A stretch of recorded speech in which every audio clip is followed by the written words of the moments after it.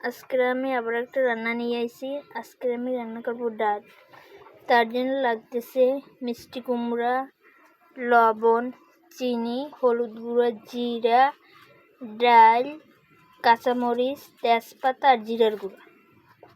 এবার কড়াইতে জল দিয়ে তার ভিতর ডাল সিদ্ধ দিয়ে দেবো।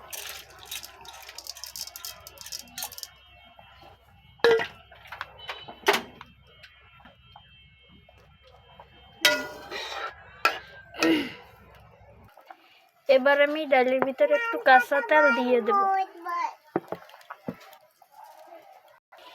এবার আমি ডালগুলা ভালো করে ঘুটে নেব।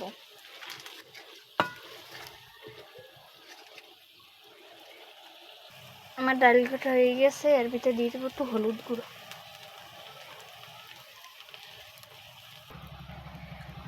এবার দিয়ে দেব জল।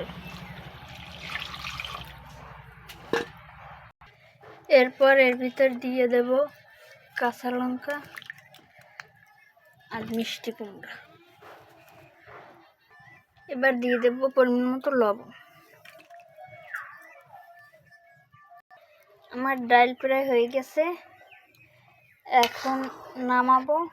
নামাইয়ে ডাইলে ফোড়ন দেব। এবার কড়াইতে আমি তেল দিছি। এর ভিতরে দিয়ে দেব জিরা, দিয়ে দেব তেজপাতা। এরপর এর ভিতরে দিয়ে দেব ডাল।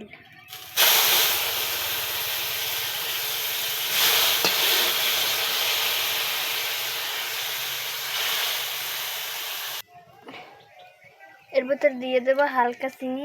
চিনি দিলে ডাইলে একটু স্বাদ লাগে।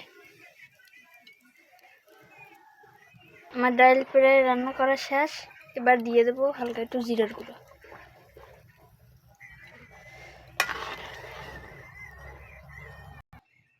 ব্যাস বন্ধুরা, আমার কুমড়া দিয়ে ডাল রান্না করা শেষ।